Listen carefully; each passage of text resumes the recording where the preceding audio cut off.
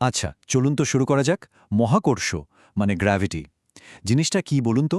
এটা তো সেই ব্যাপার যা আমাদের সবাইকে একদম মাটিতে আটকে রেখেছে, তাই না?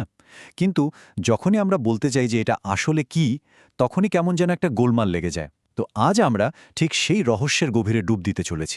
আসল প্রশ্নটা কিন্তু এটাই। একদিকে নিউটন বলছেন একটা অদৃশ্য বল আপেলটাকে নিচের দিকে টানছে, আবার অন্যদিকে আইনস্টাইন বলছেন না, ব্যাপারটা মোটেও তা নয়, আপেলটা আসলে একদম স্বাধীনভাবে পড়ছে। পৃথিবী তার চারপাশের স্পেস টাইম বা স্থানকালকে বাঁকিয়ে দিয়েছে বলেই আপেলটাকে পৃথিবীর দিকে পড়তে দেখা যাচ্ছে। ভাবুন তো একবার, দুটো কি ভীষণ আলাদা ধারণা, তাই না? আর এই কথাটা কিন্তু খুব জরুরি একটা বিষয় তুলে ধরে।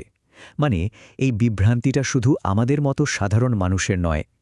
গ্র্যাভিটি আসলে কি, এই প্রশ্নটা এখনকার ফিজিক্সের সবচেয়ে বড় রহস্যগুলোর একটা। এটা এমন একটা ধাঁধা যা বিশ্বের সেরা বিজ্ঞানীদেরও কিন্তু ভাবিয়ে তোলে।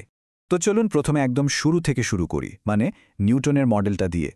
এটাকে মজা করে বলা যেতে পারে পৃথিবীর সবচেয়ে সফল ভুল। কেন? কারণ এটা বেশিরভাগ সময় একদম পারফেক্ট কাজ করে, অবিশ্বাস্য রকম সঠিক রেজাল্ট দেয়। যদিও এটা কিন্তু পুরো গল্পটা নয়। নিউটনের সংজ্ঞাটা ছিল একদম সহজ সরল। উনি বললেন যদি কোনো কিছু একটা বস্তুর গতি পাল্টে দেয়, মানে তাকে অ্যাক্সেলারেট করে, তাহলে সেখানে একটা ফোর্স বা বল কাজ করছে। আর যেহেতু গ্র্যাভিটি ঠিক এই কাজটাই করে, যেমন একটা অ্যাপেলকে পড়তে বাধ্য করে, তাই নিউটনের কাছে গ্র্যাভিটি পরিষ্কারভাবেই একটা ফোর্স। সিম্পল। আর সত্যি বলতে কি, ভাবলে অবাক লাগে যে নিউটনের এই মডেলটা ইঞ্জিনিয়ারদের জন্য আর আমাদের রোজকার জীবনের জন্য কতটা কাজের। মানে রকেট লঞ্চ করা থেকে শুরু করে বড় বড় বিল্ডিং ডিজাইন করা পর্যন্ত নিউটনের ফর্মুলাই কিন্তু যথেষ্ট। এটা সহজ, বিশ্বাসযোগ্য, আর এর ক্যালকুলেশনও কিন্তু বেশ সোজা। কিন্তু এরপর এলেন আইনস্টাইন, আর তিনি এসে গ্র্যাভিটি নিয়ে আমাদের পুরো ধারণাটাই একেবারে ওলটপালট করে দিলেন। ১৯১৫ সালে তার জেনারেল থিওরি অফ রিলেটিভিটিতে তিনি এমন এক ধারণা দিলেন যা ছিল এক কথায় বিপ্লবী। আইনস্টাইনের একটা খুব বিখ্যাত থট এক্সপেরিমেন্ট বা চিন্তার পরীক্ষা ছিল এটা। উনি দেখালেন যে গ্র্যাভিটির টান আর অ্যাক্সেলারেশনের মধ্যে আসলে কোনো পার্থক্য করা সম্ভবই না।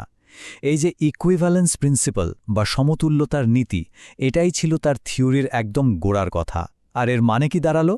এর মানে হলো গ্র্যাভিটি হয়তো আমরা যেরকম বল বা ফোর্স ভাবি সেরকম কিছুই নয়। আর ঠিক এখানেই আইনস্টাইনের থিওরির আসল চমকটা। গ্র্যাভিটি কোনো অদৃশ্য টান নয়, এটা আসলে জিওমেট্রি বা জ্যামিতি। ভাবুন তো, একটা রাবারের শিটের ওপর যদি একটা ভারী বল রাখা হয়, তাহলে শিটটা বেঁকে যায়, তাই না? ঠিক সেভাবেই সূর্য বা পৃথিবীর মতো ভারী জিনিসগুলো তাদের চারপাশের স্পেস টাইমকেই বাঁকিয়ে দেয়। তাহলে ওই যে অ্যাপেলটা পড়ছিল, তার কি হলো? আইনস্টাইনের মডেলে অ্যাপেলটাকে আসলে কোনো বল টানছেই না। ওটা শুধু বাঁকানো স্পেস টাইমের মধ্যে দিয়ে তার সবচেয়ে সোজা রাস্তাটা ধরে এগোচ্ছে।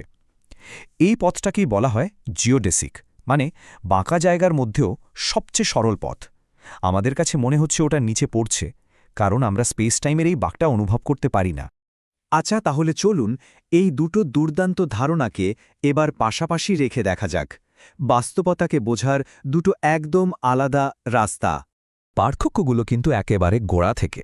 ভাবুন, নিউটনের দুনিয়ায় স্পেস আর টাইম হলো একটা স্থির মঞ্চের মতো, যার উপর গ্র্যাভিটির খেলাটা চলছে। কিন্তু আইনস্টাইনের দুনিয়ায় স্পেস টাইম নিজেই সেই খেলার একটা চরিত্র, যা কিনা ভর আর শক্তির কারণে নিজেই বদলে যায়, বেঁকে যায়। বেশ, তাহলে এবার সেই আসল প্রশ্নটাতে ফেরা যাক। যদি আইনস্টাইনের ব্যাখ্যাটাই বেশি গভীর আর সঠিক হয়, তাহলে ফিজিসিস্ট, টিচার, এমনকি আমরা সবাই এখনও কেন গ্র্যাভিটিকে একটা ফোর্স বা বল বলি? উত্তরটা হলো, সহজ করে বললে, এটা আমাদের সুবিধার জন্য। দেখুন, আমাদের রোজকার জীবনে আমরা তো আর স্পেস টাইমের বাঁক অনুভব করি না, তাই না? কিন্তু গ্র্যাভিটির জন্য যে একটা ত্বরণ বা অ্যাক্সেলারেশন হচ্ছে, সেটা ঠিকই বুঝতে পারি। তাই গ্র্যাভিটিকে ফোর্স বলাটা হলো একটা সহজ শর্টকাট, যদিও আমরা জানি যে এর পেছনের আসল কারণটা জিওমেট্রিক। কিন্তু গল্পটা এখানেই শেষ হচ্ছে না। আইনস্টাইনের মডেলটা মহাবিশ্বের বড় বড় জিনিসগুলোকে দারুণভাবে ব্যাখ্যা করে, ঠিক আছে। কিন্তু যখনই আমরা একদম ছোট, মানে কণা বা পার্টিকেলের জগতে যাই, তখন একটা নতুন সমস্যা তৈরি হয়। পার্টিকেল ফিজিক্স অনুযায়ী প্রকৃতির বাকি ফোর্সগুলো কাজ করে কণার আদান প্রদানের মাধ্যমে। যেমন ধরুন, আলোর কণা হলো ফোটন, যেটা ইলেকট্রোম্যাগনেটিক ফোর্স বহন করে। থিওরি অনুযায়ী গ্র্যাভিটিরও এরকম একটা কণা থাকার কথা, যার নাম দেয়া হয়েছে গ্র্যাভিটন। কিন্তু আসল সমস্যাটা হলো, আজ পর্যন্ত এই গ্র্যাভিটনের কোনো প্রমাণই পাওয়া যায়নি। আর এটাই হলো মডার্ন ফিজিক্সের সবচেয়ে বড় একটা সংকট। আমাদের হাতে দুটো সুপার সাকসেসফুল থিওরি আছে। একটা মহাবিশ্বের বিশাল স্কেল ব্যাখ্যা করে, আরেকটা কণার ক্ষুদ্র জগৎ। কিন্তু গ্র্যাভিটির প্রশ্নে এসে এই দুটো থিওরি আর একমত হতে পারছে না। একটা বলছে গ্র্যাভিটি হলো জিওমেট্রি, আরেকটা বলছে এটা একটা কণার মাধ্যমে কাজ করার কথা। দুটো পুরো আলাদা কথা। তাহলে দেখুন, আমরা ঘুরে ফিরে সেই একদম প্রথম প্রশ্নটাতেই ফিরে এলাম। গ্র্যাভিটি আসলে কি? এটা কি নিউটনের বলা সেই ফোর্স, নাকি আইনস্টাইনের বলা জিওমেট্রি, অথবা সম্পূর্ণ নতুন কিছু যা আমরা এখনও জানিই না? এই প্রশ্নের উত্তর খুঁজে বের করাটাই আজকের ফিজিক্সের সবচেয়ে বড় চ্যালেঞ্জ। আর বলাই বাহুল্য যে এই রহস্যের সমাধান করতে পারবে তার জন্য কিন্তু একটা নোবেল প্রাইজ অপেক্ষা করছে।